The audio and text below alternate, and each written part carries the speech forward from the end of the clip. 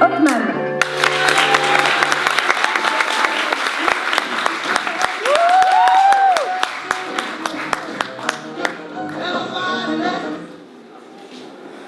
Alors, on dit souvent que l'argent ne fait pas le bonheur, ou encore que l'argent, c'est le nerf de la guerre. Et des dictons comme ça, il y en a des dizaines, à tel point que ça en devient un sujet tabou. Et oui, mesdames, messieurs, l'argent est un sujet tabou, apparemment. Et c'est bizarre, quand on se dit que toutes ces personnes qui en parlent comme si c'était quelque chose de négatif, sont les mêmes qui travaillent jour et nuit pour en gagner. On n'ose pas en parler par peur, peut-être, d'être vus comme des matérialistes, alors que c'est essentiel. Selon moi, la réussite passe par les finances, ou plus précisément, la gestion des finances. Et d'ailleurs, ce mot, réussite, qu'est-ce que ça veut dire? Dites-moi ici, qui aimerait avoir plus d'argent? Ok, d'accord. Qui aimerait avoir plus de temps libre? D'accord. Et maintenant, dites-moi, qui aimerait pouvoir gagner de l'argent, même pendant qu'il est en vacances ou quand il dort? Voilà. Vous avez là ma définition de la réussite.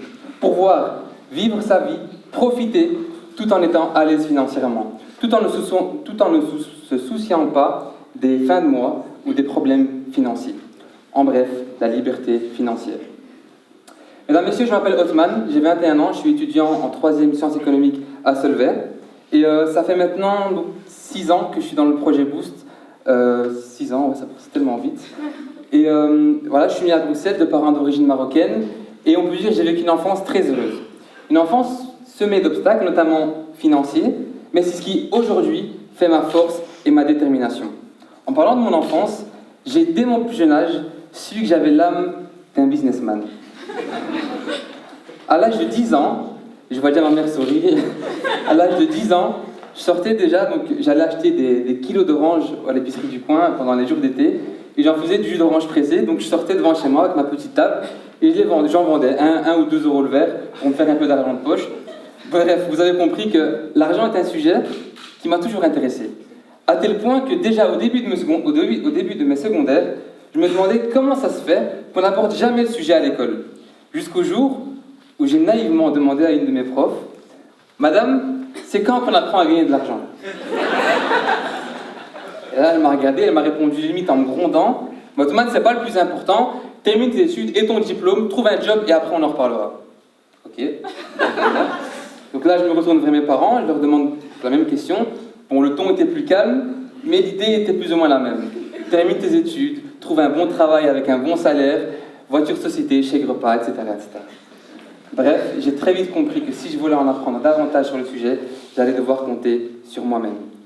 J'ai alors commencé à me former, suivre des formations en ligne, aller à des événements, networker, rencontrer des gens, lire des bouquins sur le développement personnel, j'ai du mal avec ce mot, développement personnel, donc networker comme je l'ai dit, et avec tout ce que j'ai pu apprendre sur le sujet, je peux aujourd'hui vous dire que, selon moi, non, la réussite n'est pas une question de chance.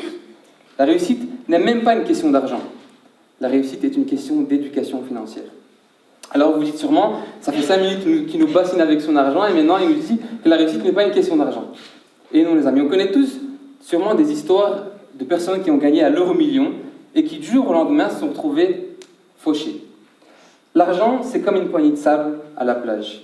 Il nous glisse entre les doigts si on met rien en place pour l'en empêcher. Alors, d'ailleurs, qu'est-ce qui fait la différence? Donc, qu'est-ce qui fait que les riches deviennent encore plus riches et les pauvres encore plus pauvres? Ce n'est pas les impôts ou les taxes, comme on pourrait le penser, c'est l'éducation financière. Un ami m'a même dit un jour, un ami qui partageait les mêmes pensées que moi, m'a même dit un jour, à l'école, on apprend à devenir médecin, on apprend à devenir avocat, comptable, boulanger, mais on n'apprend pas à devenir riche. Et ça peut paraître drôle, bizarre, mais c'est vrai. Comme à l'école, on n'apprend pas à devenir entrepreneur. Pourtant, l'entrepreneuriat est la meilleure école qui soit pour apprendre l'éducation financière. Et surtout, une école où les inégalités des chances sont absentes. Peu importe qui tu es, peu importe qui sont tes parents, peu importe d'où tu viens, tout ce qui compte, c'est tes compétences et ta motivation.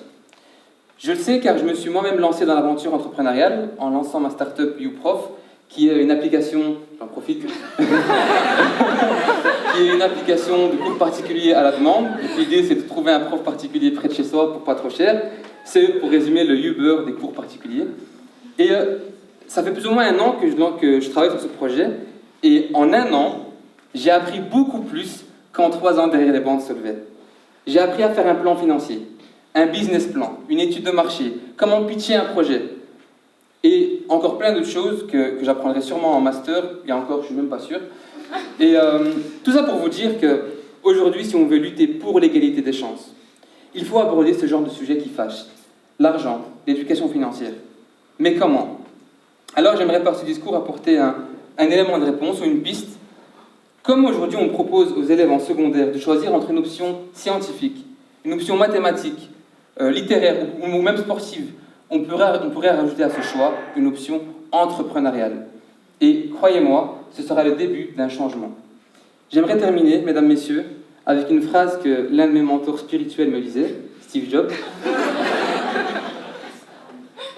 Si vous ne travaillez pas pour votre réussite, quelqu'un vous embauchera pour travailler pour la sienne.